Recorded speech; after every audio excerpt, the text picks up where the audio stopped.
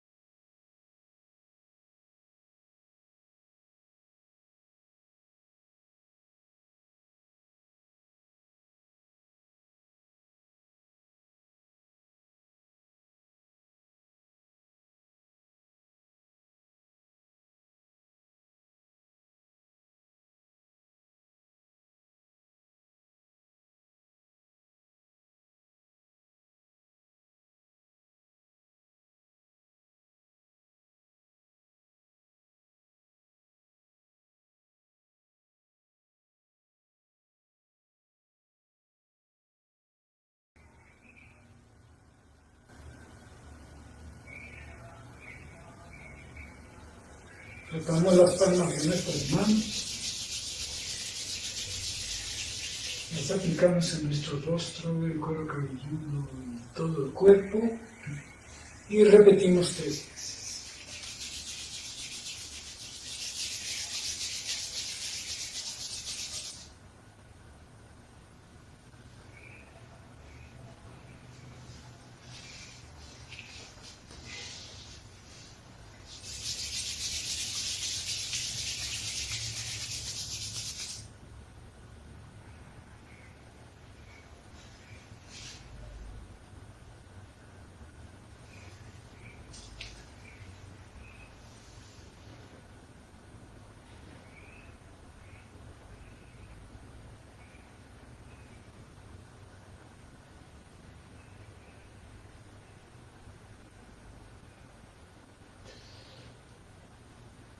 ¿Cómo están? ¿Qué aprendieron de su vida y de sus relaciones? ¿Qué les mostró Shiva y Shakti?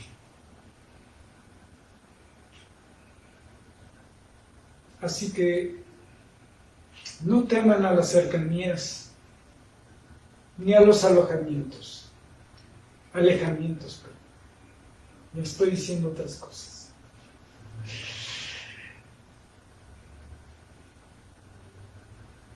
De todas maneras, irradiamos luz. Sigan su corazón. No siempre van a sentir lo mismo. No podemos estar alegres todo el tiempo.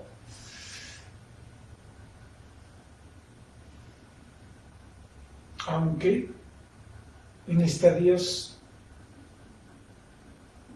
más elevados de conciencia, más expandidos de conciencia, la dicha es más permanente, pero no siempre es igual. Eso nos muestra este movimiento entre Shiva y Shakti, y el Sol y la Luna. ¿Y qué más experimentaron? ¿Qué más vieron? Luces, sonidos, paz o turbulencia interior. No importa que sea, bendigan todo lo que vean. Saludamos a Patricia Maciel, que nos saluda desde el chat y que nos acompañó en esta meditación. Pongan sus comentarios, compartan sus experiencias. Y si es así su deseo también, compartan un donativo para esta causa, para este trabajo. Y nos vemos el próximo domingo a las 10 de la mañana, hora del Centro de México. Disfruten sus días y sean muy dichosas y dichosos.